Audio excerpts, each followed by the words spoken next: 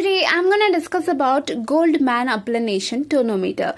In this video I'm going to cover about the definition, principle, parts and the procedure and interpretations, and at the end we are going to cover about the source of error of this procedure. This Applanation tonometer is the one of the contact method to measure the intraocular pressure by flattening the small standard space on the cornea. This is introduced by Goldman in 1953. He named as Goldman Applanation tonometer. Hence, it's giving accurate measurement. This is called as the gold standard procedure for intraocular pressure measurement.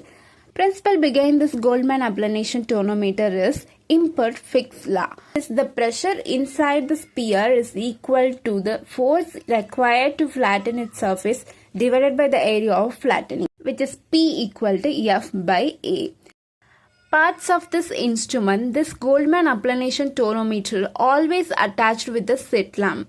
Here we have a measuring probe with biprism which will be attached apex to apex. Because of this prism only we are able to see the semicircle while measuring. The second one, we have a rotating dial knob which help us to increase or decrease the pressure. After applying local anesthesia, we should strain with a sodium fluorescein. Change the slit lamp light to cobalt blue filter. We can keep the illumination beam around 60 degrees from the center. Ask the patient to rest the chin on the slit lamp and ask them to look straight ahead with opening the eyes widely. Reading in the rotating knob is in gram. This will be multiplied by 10 to measure in millimeter of mercury.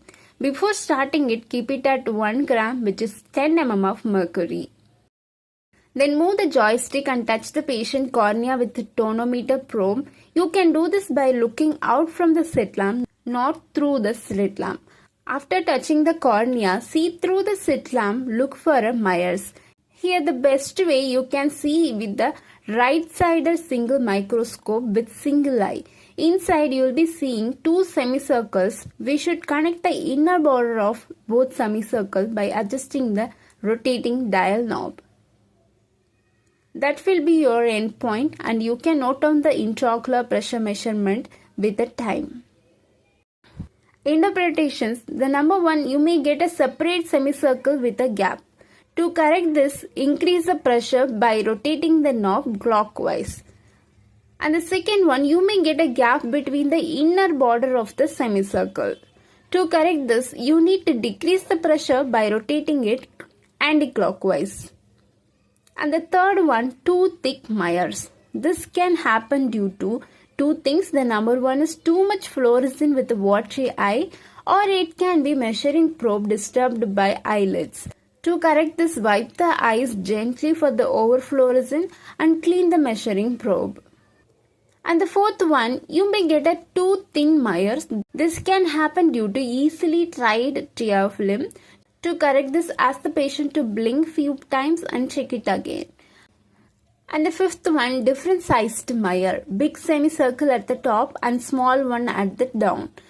This is due to position error. To correct this, move the measuring probe little down. And the sixth one, different sized Myers. Small semicircle at the top and big one at the down. This is also due to position error. To correct this, move the measuring probe little up. Source of error. Some conditions will lead false high or low intraocular pressure measurement. False high IOP reasons can be due to thick cornea, steep cornea, too much fluorescein, and against the rule astigmatism more than 4 diopter. And false low IOP reasons can be due to thin cornea, corneal edema, too little fluorescein, with the rule astigmatism more than 4 diopter. Click, clap, pull it.